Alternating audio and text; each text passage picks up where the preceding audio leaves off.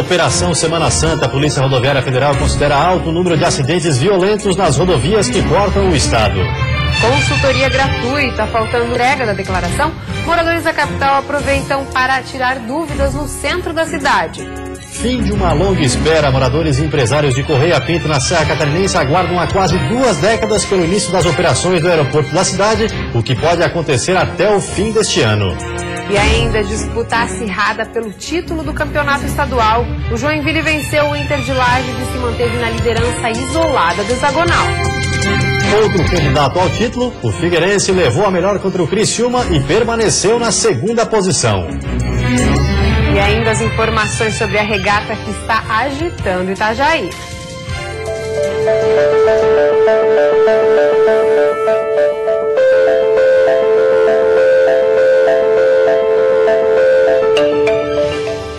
Band Cidade desta segunda-feira já está no ar.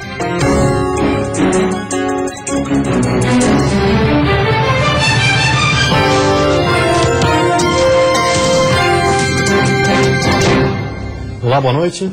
Olá, boa noite. A Operação Semana Santa da Polícia Rodoviária Federal encerra à meia-noite de hoje, mas alguns números parciais já foram divulgados. O índice de mortes nas estradas, mais uma vez, é considerado alto.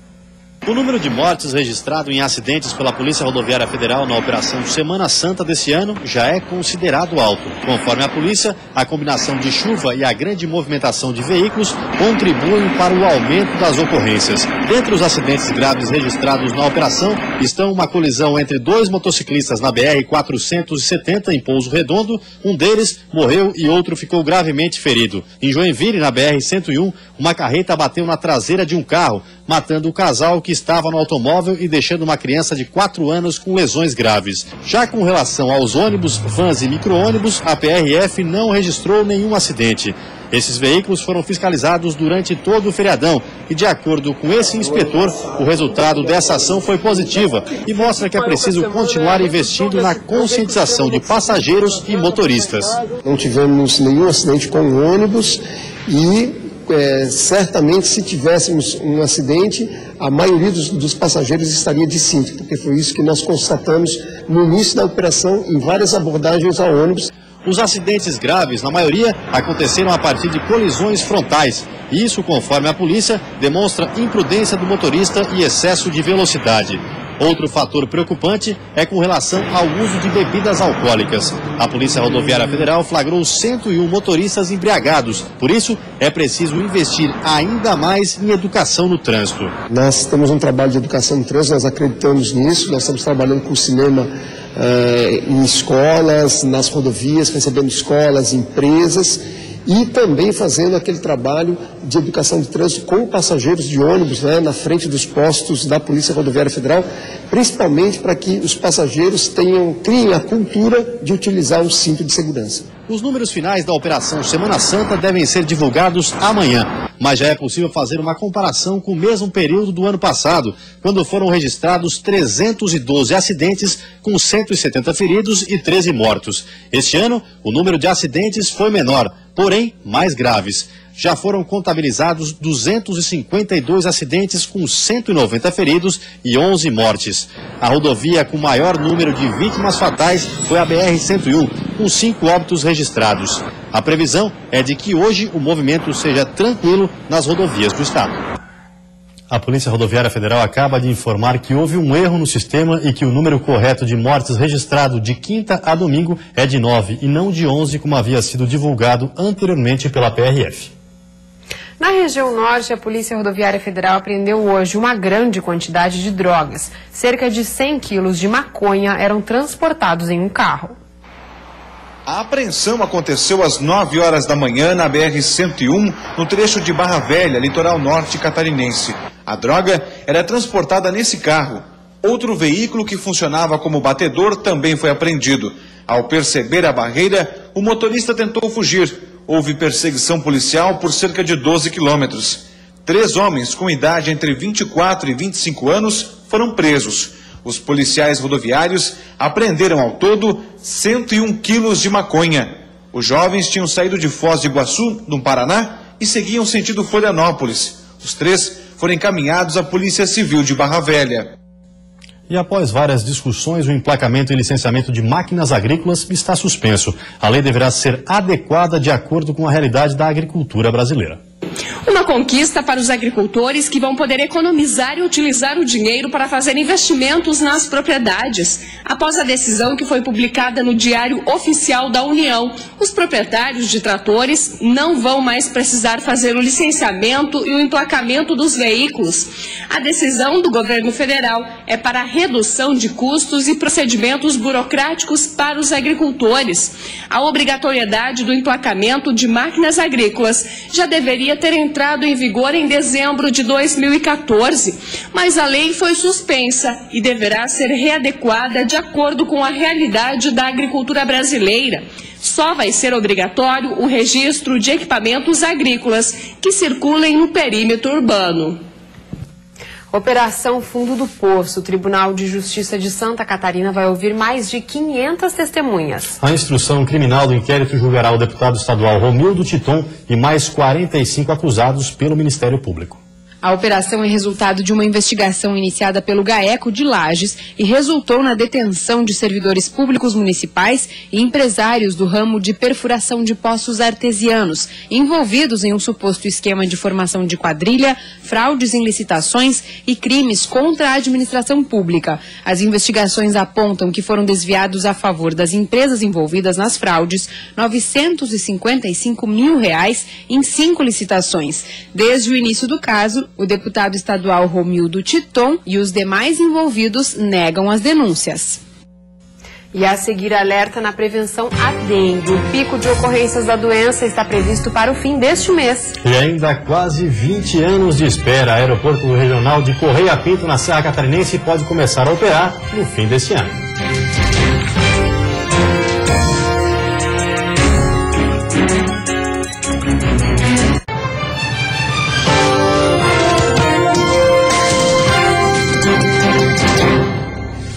Alerta contra a dengue. O pico de ocorrências da doença está previsto para a 3ª semana deste mês. Mais um motivo para reforçar o combate ao mosquito transmissor que se reproduz em qualquer lugar com água parada. Quando o mosquito da dengue pica alguém contaminado, carrega com ele o vírus. Mas não é como uma seringa. Demora um tempo até ele fazer outra vítima. Esse sangue vai para o tubo digestivo dele, o vírus lá dentro vai se multiplicar. Depois vai migrar para a glândula salivar dele, vai ficar na saliva do mosquito, que ele injeta na hora que pica a pessoa. Quanto tempo leva isso? Em torno de 2 semanas. O que tem chamado a atenção dos biólogos é que o mosquito tem mostrado uma capacidade de adaptação a meios que antes não eram comuns. No ano passado, houve uma epidemia em Tóquio, no Japão, uma pequena epidemia em Tóquio. Neste momento, a gente está com uma epidemia na Argentina, em Córdoba, que já é uma região também mais fria. O mosquito tem hábitos urbanos porque nas cidades a fêmea encontra com facilidade as duas coisas que ela mais precisa: sangue humano para alimentar seus ovos e água parada para depositá-los. Se a gente cada um fizer a sua parte, nós temos um país bem melhor, né? Sem dengue. Sem dengue. Especialistas alertam para não descuidar da prevenção, já que o pico da doença está previsto para a 3ª semana de abril. A terça-feira vai ser de tempo estável, com nevoeiros ao amanhecer e sol no decorrer do período. Temperatura baixa ao amanhecer, com chance de geada fraca nas áreas mais altas do Planalto Sul. Temperatura mínima na Serra fica em 3 graus e a máxima em 25 no litoral norte do estado. No Planalto Norte, mínima de 10 e máxima de 17. No Oeste, Sul e Grande Florianópolis, a máxima chega aos 22. E no Vale do Itajaí, mínima de 17 e máxima de 24 graus. Novidades no Aeroporto Regional em Correia Pinto, na Serra Catarinense. Uma licitação para a rede elétrica do local será aberta neste mês. Entre uma melhoria e outra, já são quase 2 décadas de espera pelo início das operações. São 18 anos em construção e esbarrando em impasses. O início das operações comerciais no Aeroporto Regional de Correia Pinto ainda parece demorar para acontecer. mas alguns procedimentos começaram a ser tomados e podem fazer com que a Serra tenha a esperança de ter um aeroporto operando na região. Nesse mês de abril, dia 14, vai ser feita a abertura da licitação da parte elétrica. O acesso ao aeroporto também está sendo concluído. Obras que dão acesso ao local já estão sendo executadas. Um orçamento para a implantação das cercas ao redor do aeroporto também será realizado ainda no mês de abril. Também neste mês deve ocorrer em Brasília uma audiência para tratar do efetivo funcionamento dos voos comerciais. Hoje o aeroporto mais perto da Serra fica em Florianópolis. O início das operações por aqui é aguardado há anos, principalmente pelos empresários da região. O presidente da Associação Empresarial de Lages comenta que a cada dia cresce a necessidade de um aeroporto para atender as demandas, não só da região serrana, mas também do Alto Vale. E nós reforçamos a necessidade de que esse voo a São Paulo aconteça o mais breve possível, porque todas as empresas aqui da região e também do Alto Vale, que já nos procuraram, que têm interesse em usar o nosso aeroporto, então queremos que isso aconteça o quanto antes possível para atender a necessidade de todas as nossas empresas. A previsão é que até o final do ano todas essas etapas sejam concluídas. E aí sim, o aeroporto vai poder entrar em operação. Quando se trata de aeroporto, as questões são mais complicadas, mas nós estamos, juntamente com a infraestrutura e o DEINFRA, Secretaria Regional, tratando dessas questões com muita seriedade, até porque imaginamos que até o fim do ano a gente esteja concluído todo esse processo. A TAM, primeira empresa aérea a disponibilizar voos a partir do aeroporto de Jaguaruna, começou a comercializar hoje as passagens com destino a Congonhas. No site da empresa, os voos aparecem a partir do dia 27 de abril, às 3h05 da tarde, com duração de 1 hora e 5 minutos, e seguem com o mesmo horário de segunda a sexta. E uma boa notícia para o bolso: o preço para a ida é de R$ 75, mesmo valor que será cobrado pelo trecho de volta, Congonhas a Jaguaruna, uma promoção de inauguração que deve acontecer por pouco tempo. A expectativa é que a passagem passe a custar em torno de R$ 220. O aeroporto de Jaguaruna já recebeu boa parte dos equipamentos da empresa aérea. Quase 1 milhão de pessoas de toda a região serão beneficiadas com o início das atividades do terminal. A estrutura custou mais de R$ 60 milhões ao governo do estado. Dependendo da demanda, outras empresas e novas rotas para voos comerciais devem ser disponibilizadas ainda neste ano. E a seguir no futebol, as vitórias de Figueirense, Joinville e Chapecoense, que brigam por 2 vagas na final do campeonato. E ainda a chegada da maior regata de volta ao mundo em Itajaí.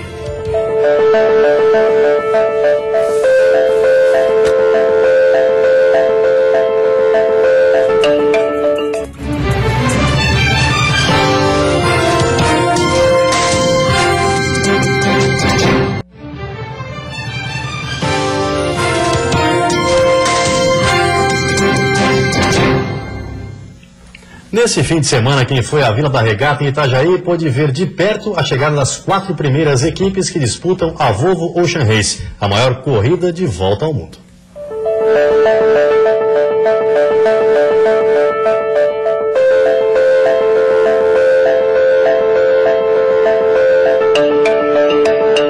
A mais difícil e acirrada etapa exigiu o limite dos barcos e dos velejadores.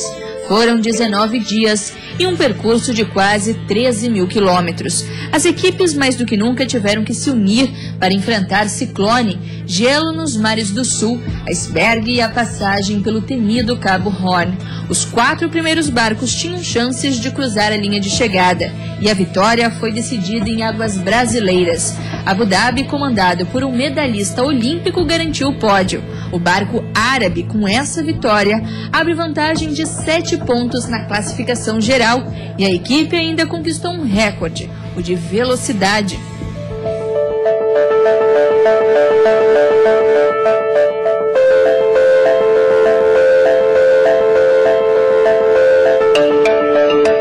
Quase 1 hora depois foi a vez da equipe espanhola, que traz a bordo o brasileiro e catarinense André Fonseca, o Bochecha, receber o carinho do público. Já na costa, o capitão passou o comando do barco para ele, que assumiu e trouxe até em casa. O barco é espanhol, mas tem um brasileiro, então a gente está misturando a nacionalidade e a festa é uma só. Já estava escuro quando as duas outras equipes chegaram. O público lotou a Vila da Regata e os moles de Itajaí navegantes para acompanhar. Essa quinta etapa da Volvo Ocean Race ficará na história de muitos.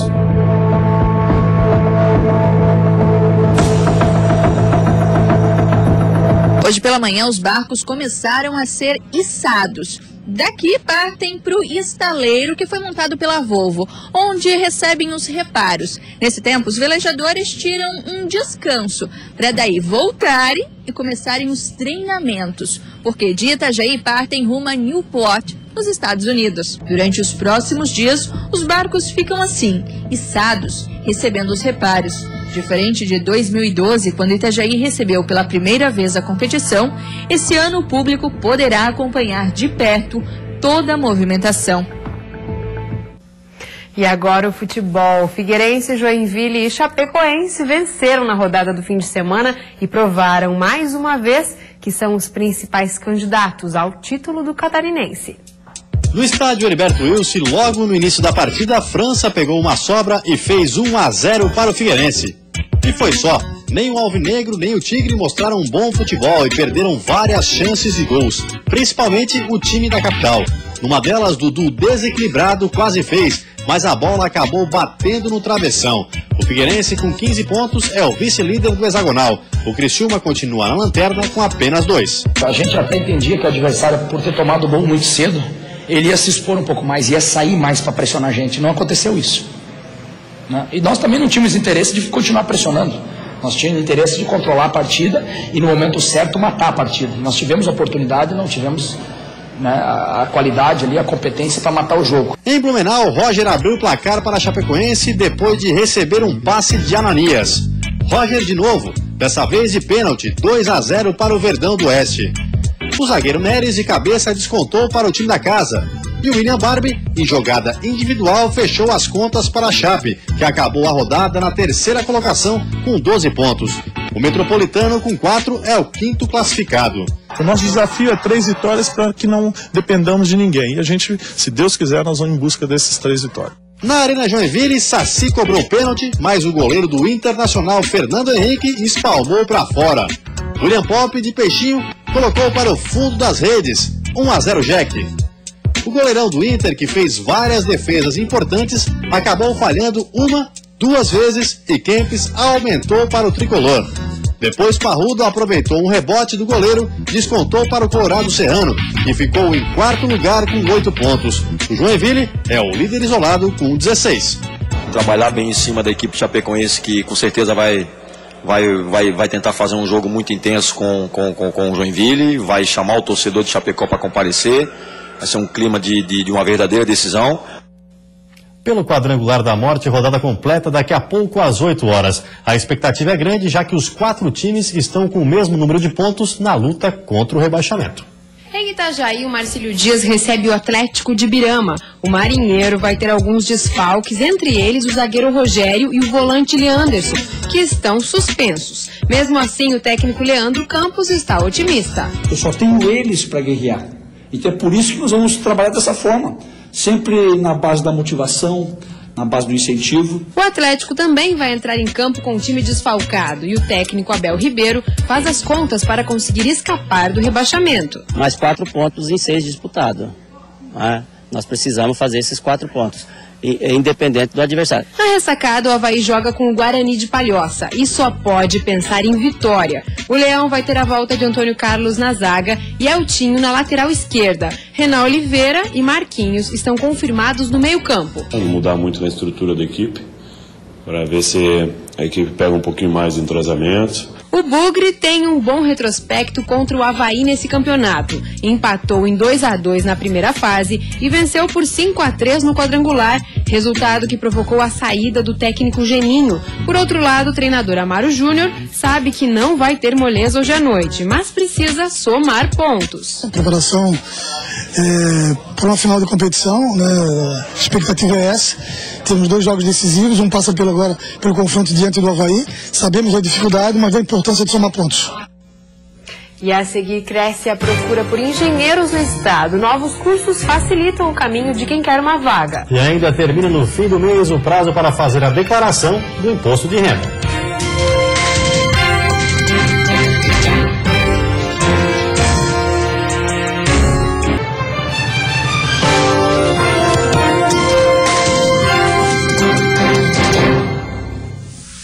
O prazo para a declaração de imposto de renda de pessoa física este ano termina no dia 30 de abril. Até o fim do mês, o contribuinte vai encontrar muitas dúvidas sobre o assunto. Em todo o Brasil, profissionais da Federação Nacional de Contabilidade e de sindicatos regionais estão dando orientações gratuitas. Em Florianópolis também existe um ponto de atendimento. Deixou de fazer a declaração à Receita Federal no ano passado e veio perguntar aos profissionais contábeis se era possível regularizar sua situação. A resposta foi positiva e o atendimento também. Tirei a minha dúvida, que eu já estava há um tempão, na verdade, com essa dúvida, e passando aqui eu vi que tinha esse atendimento gratuito. Achei bem bacana e acho que é bem interessante para toda a população. Das 9 horas da manhã às 5 horas da tarde, o estande vai estar no centro da capital. A expectativa é superar as mais de 1.600 pessoas atendidas no ano passado. Até o dia 11, voluntários como o Ricardo vão esclarecer dúvidas dos contribuintes gratuitamente. É desejável sempre procurar um profissional habilitado, competente, para fazer justamente o formulário de declaração. Caso ele queira fazer, que ele nos procure, para que a gente possa passar as orientações corretas para ele. Deve declarar quem teve em 2014 rendimentos tributáveis acima de R$ 26.816, rendimentos isentos acima de R$ 40.000, ou quem possui imóveis ou bens com valor superior a R$ 300 mil. Também prestam contas com o Leão quem passou a residir no Brasil, quem teve lucros e ganhos em operações financeiras e produção rural. Prestar contas à Receita é obrigatório e quem deixar de fazê-lo dentro do prazo fica sujeito a penalidades. Quem não declarar recebe uma multa no valor de 1% do imposto devido, sendo uma multa mínima de R$ 165. Se eventualmente a pessoa demorar muito tempo e acabar não declarando para a Receita Federal, pode até ter seu CPF cancelado. Outra opção é deduzir até 3% do imposto devido, contribuindo para políticas públicas locais. Em Santa Catarina, o Fundo de Amparo à Criança e ao Adolescente recebeu no ano passado R$ 640 mil.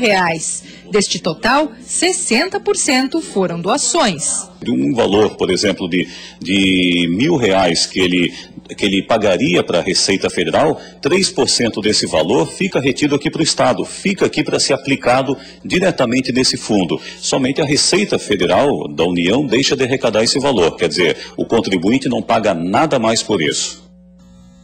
Com o desenvolvimento da tecnologia e da indústria, cresce a procura por engenheiros em todo o estado. Com isso, novos cursos na área estão trazendo boas oportunidades para quem quer sair na frente em busca de uma vaga. O campo de atuação para os estudantes que apostam na engenharia tem expandido cada vez mais. E a explicação, segundo esse professor da área, está no próprio mercado de trabalho. A tecnologia sempre se inovando, exige muito o aprendizado de novas técnicas, o desenvolvimento de novos projetos e novas tecnologias. Estima-se um déficit de cerca de 40 mil engenheiros no país. E especializar-se pode render uma valorização ainda maior dos profissionais. O melhor de tudo é que quem quer apostar na carreira não precisa necessariamente buscar a graduação em grandes centros. Aqui em Luzerna, no meio oeste, por exemplo, nesse Instituto Federal, há cursos de engenharia mecânica e de controle e automação. Além da indústria, quem já é formado encontra oportunidades para atuar como professor. No próprio Instituto Federal, há hoje vagas em aberto. E é atento a tudo isso que Fernando, que já tem curso técnico, está se graduando em engenharia mecânica. A gente procura sempre a buscar um conhecimento a mais. Então, tudo que você agrega com o tempo, vem a ter, no futuro profissional, você tem um gabarito muito maior, um currículo muito mais agregado durante a sua profissionalização. E você fica agora com o Jornal da Band. Uma ótima noite a todos e até amanhã. Uma boa noite para você e até amanhã.